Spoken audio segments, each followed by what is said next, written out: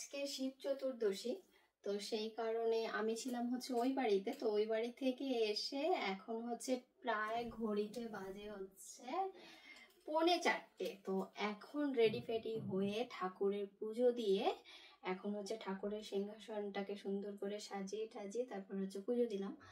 আজকে যেহেতু শিব চতুর্দশী, আমি প্রত্যেকবারই শিবরাত্রি করি হচ্ছে আমার ওই বাড়িতে বেশিরভাগ সময়, কারণ একা একা কোনো পুজো টুজো করতে আমার ফ্ল্যাট আর কি ভালো লাগে না। তো সেই জন্য আমি রয়েছে হচ্ছে আমার মায়ের বাড়িতে। বৌদি, আমি, দাদা আর সকালবেলা আরশিও একটু বায়না ধরছিল ও উপোস করবে বলে। আমি বলি ঠিক আছে, যতক্ষণ পারিস থাক। তারপরে ওই তোমাদের সাথে তো শেয়ার করলাম, তারপরে আধ ঘন্টা পরেই সেই রুটি টুটি খেয়ে তারপরে হচ্ছে উপোস আর কি। আর আমি হচ্ছে এখন ফ্ল্যাটে এসেছি পুজো দিতে। তো চলো আমার ঠাকুরকে আমি কিভাবে সাজিয়েছি তোমাদের সাথে একটু শেয়ার করি। আর হচ্ছে এখন হচ্ছে আমি শিবের মাথায় জল ঢালবো। চলো। মানে আমি প্রত্যেকদিন যতটুকু পারি ঘরে পুজো দেওয়ার চেষ্টা করি। তো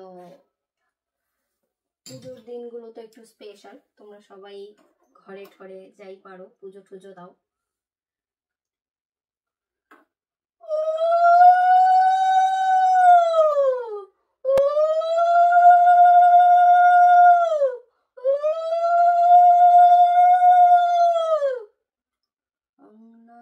শিবায় নমঃ শিবায় নমঃ শিবায় ওম নমঃ শিবায় নমঃ শিবায় নমঃ শিবায়। সবাইকে জানাই মহাশিবরাত্রির অনেক অনেক প্রীতি শুভেচ্ছা ভালোবাসা। আজকে যেহেতু শিবরাত্রি, তো সেই কারণে আমি এই বাড়িতে এসেছি ফ্ল্যাট থেকে পুজো দিয়ে।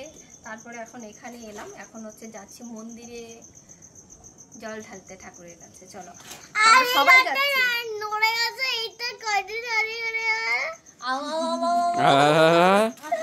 বৌদি, মা, দাদা, আমরা ফুল ফ্যামিলি যাচ্ছি এখন মন্দিরে। আগে টানতে টানতে নিয়ে আসা হয়েছে।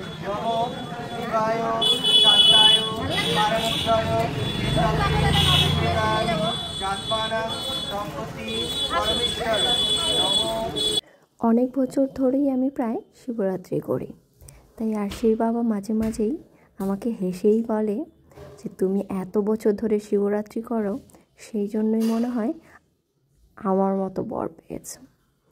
সত্যিই তাই। আজকের দিনে বিশেষ তেমন কিছু চাওয়ার নেই, সবার কাছে একটাই আশীর্বাদ প্রার্থনা করব, আমরা সবাই যেন ভালো থাকি, সুস্থ থাকি, সবাইকে নিয়ে এইভাবেই যেন হাসি খুশিতে বাকিগুলো দিনগুলো কাটাতে পারি। সবাই ভালো থাকবে, সুস্থ থাকবে। আর যারা যারা ভিডিওটি দেখছো, কে কোথা থেকে ভিডিওটি দেখছো, একদমই কিন্তু কমেন্ট করে জানাতে ভুলবে না। আজকে তাহলে এখানেই টাটা বাই বাই করছি। সবাই ভালো থেকো, সুস্থ থেকো।